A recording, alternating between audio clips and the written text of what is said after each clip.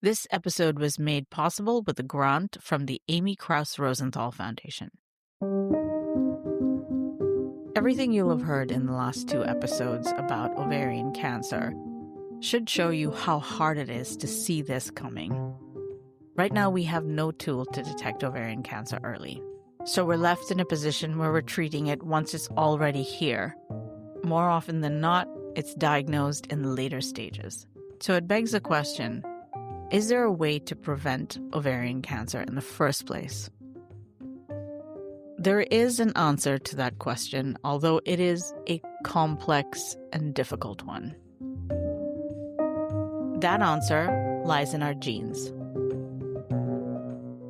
This is Overlooked, and I'm Golda Arthur. I want to tell you about my story in preventing ovarian cancer.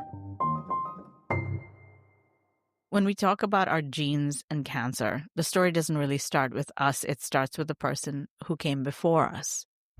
And for me, that's my mom, who was diagnosed with ovarian cancer for the second time back in 2019, and her doctors recommended genetic testing.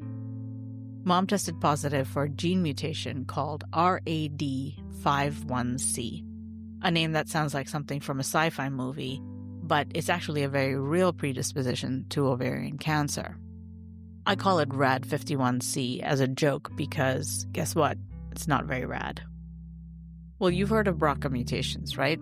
RAD51C is not as well known or widespread as BRCA, but it is one of the more newly discovered genetic mutations that increase your risk for cancer. The moment Mom got those results, she urged us kids to get tested. But here's the thing. I didn't want to know. For 2 whole years, I put it off. I was terrified to look around that corner. It's the kind of knowledge that once you know, there's no unknowing. There's no turning back. I kept telling myself that because this was labeled a rare mutation in all the literature that I'd read, maybe I'd gotten lucky. Maybe I'd somehow escaped this genetic lottery. My sister was a different story. She jumped on it straight away, and when she found out she was positive for this gene mutation, she had surgery to have her fallopian tubes removed. She was 37 at the time. It's called an opportunistic salpingectomy.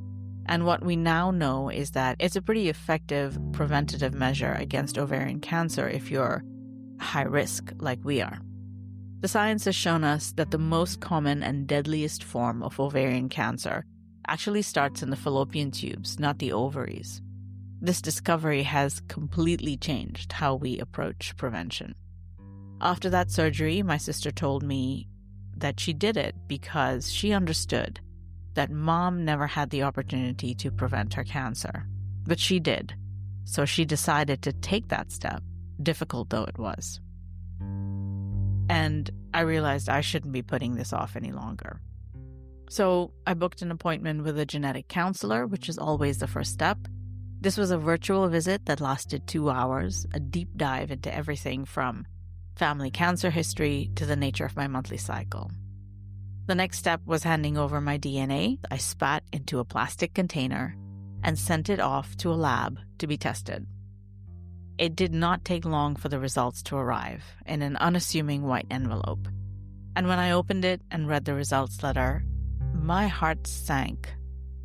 But it wasn't a surprise. I tested positive for RAD51C too. Right there in my DNA was a predisposition to this cancer. I finally got myself down to see a gynecologic oncologist here in New York, and his recommendation was straightforward. At my age, approaching 50, I needed both my fallopian tubes and my ovaries removed. The irony wasn't lost on me. Here I was telling stories about ovarian cancer for a living, and yet I'd somehow been caught off guard by my own genetic reality. Suddenly, I became part of the story that I was trying to tell about my mom's journey with ovarian cancer. Here's what I learned along the way.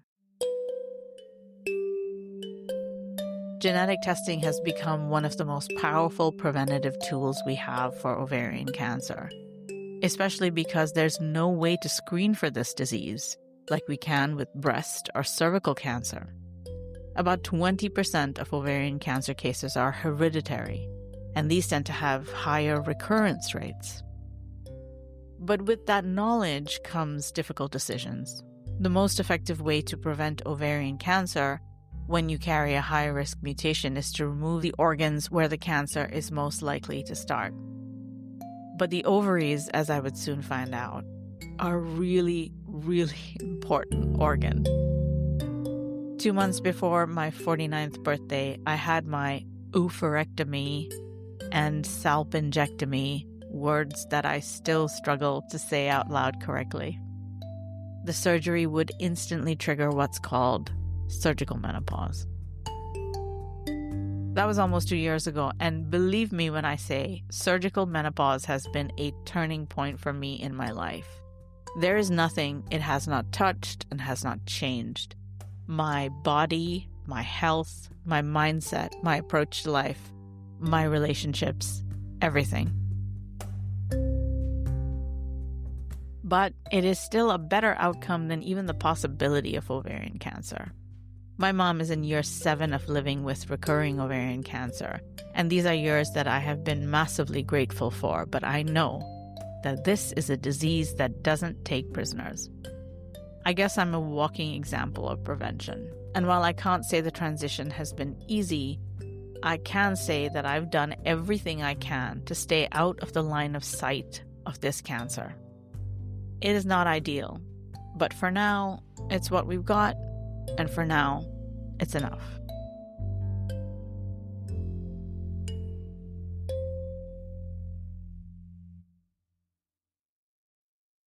We'd like to thank the good folks at the Amy Krouse Rosenthal Foundation. To find out more about the work that they do and about Amy herself, go to amykrouserosenthalfoundation.org. These episodes have been made possible by the Amy Krouse Rosenthal Foundation. Back in the spring, Overlooked was a recipient of the Foundation's Innovator Awards, and we'd like to thank them for making our storytelling in ovarian cancer possible. Amy's story and the work of the Foundation are worth knowing more about. So, to tell us more, here's Amy's husband, Jason Rosenthal. You know, Amy was a creative force, I'll put it to you that way. She was in love with words and ideas primarily.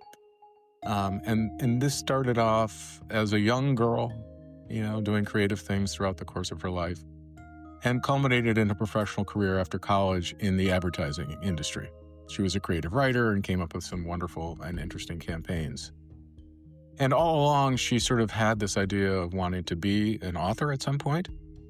And so after our third child was born, she decided to hang up the advertising and dedicate her life fully to writing.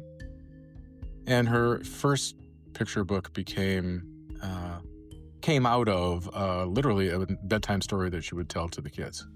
So that's how it started. And, fast forward 35 published books later, she was a very, very prolific published author and had some incredible successes with that, often appearing on the New York Times bestseller list. And to this day, influencing kids and families all over the place.